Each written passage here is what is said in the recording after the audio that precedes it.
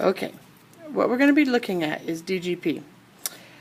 This is just your introduction, so I'm going to show you how it goes. Basically what you'll do is I have a piece of paper here. The first week we're going to be doing is September 5th through September 8th.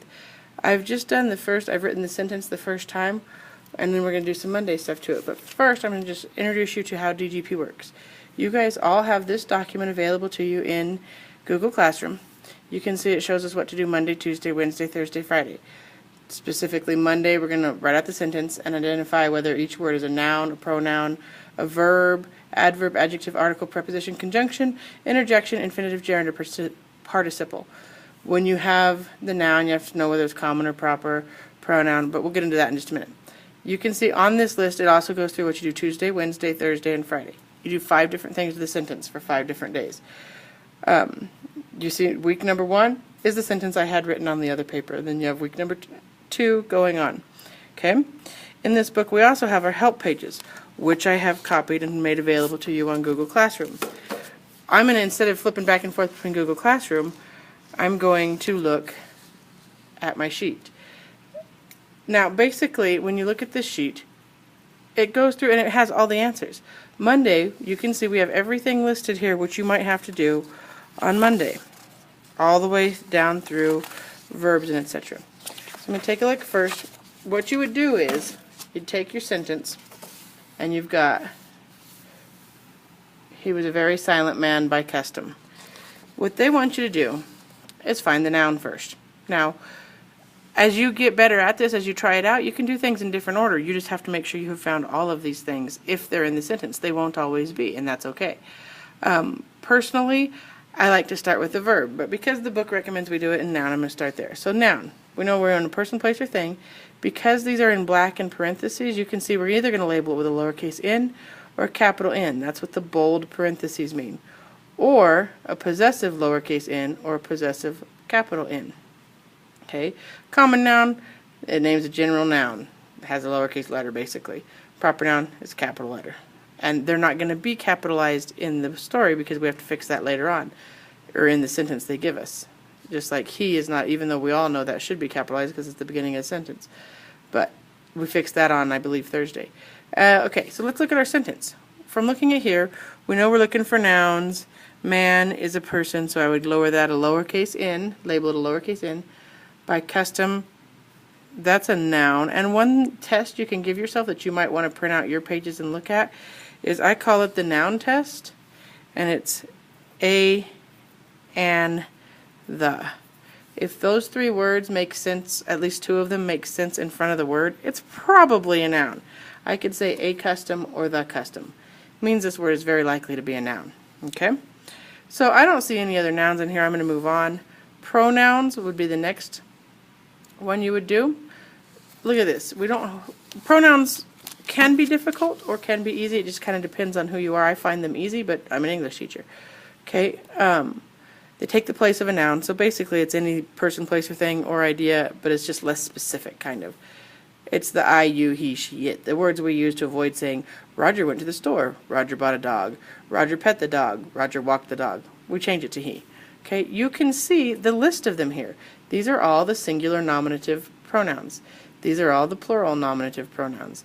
These are all the singular objective pronouns. And you can see there is some overlap. You is in all of them. Sometimes you have to actually use your brain and figure it out. What does singular nominative means? Nominative means name. It's taking the place of a name. Objective means it's receiving the action. It's the object of something. And possessive means it owns it. Okay, then you have reflexive, meaning it refers back to itself, like myself and yourself. Then you have relative. They start dependent clauses, things like that, which, who, basically things that don't seem to be anything. They're probably a reflexive pronoun. Interrogative pronouns ask questions like which, whose, etc. Demonstrative tells you which one it is. When I say this desk, I'm pointing at it. Indefinite means it doesn't refer to it. It's very vague. Each, either, neither. These aren't referring to a specific person. They're not taking the place of Sally. And you're not hitting neither. Okay? So anyways, we would look at our, we can see he is definitely on our list. I can find it. I see that it's nominative. When I look through my list here, I don't see he anywhere else.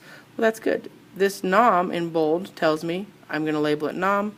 Up here I skipped this a little bit, sorry. We have to label it first, second, or third person.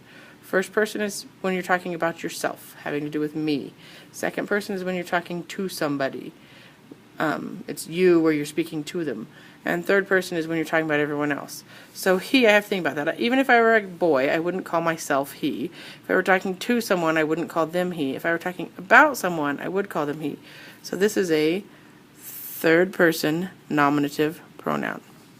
Okay? We don't have any other pronouns. I'm going to go on to adjectives. You can see, and the reason I'm showing you this is use your help pages. They are there to help you. Adjectives. I know it modifies nouns and pronouns. I know they answer the questions which one, how many, or what kind. Also, a, and the, my noun markers that I had up above, some people call them noun markers.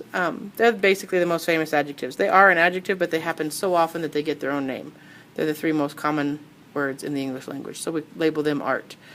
And then you could have a capital A for a proper adjective like American flag. When I look through here, does anything tell me what kind, which one, or how many he's? No. Does anything tell me what kind, which one, or how many men? Well, what kind of man was it? A silent man. That makes that an adjective. Okay? And you can see that's the kind of it for the introduction. After I finish Monday, I'm going to flip through here. These are all my Monday notes, and then I get down to Tuesday. I would rewrite the sentence, and then I would start on my Tuesday stuff, and I'm going to walk us all through it. So I'm going to stop here. Basically, the point is you write the sentence, you find everything you can in here. Now, when I get to conjunctions down here, there are no conjunctions in the sentence. That's okay. There doesn't have to be one of everything in the sentence. So as you get into the regular assignment and you move through it, remember, you don't have to find one of everything, but on Monday, every word needs a label. So you have to figure out what that word is. And the main point is use your help pages. They're there to help you.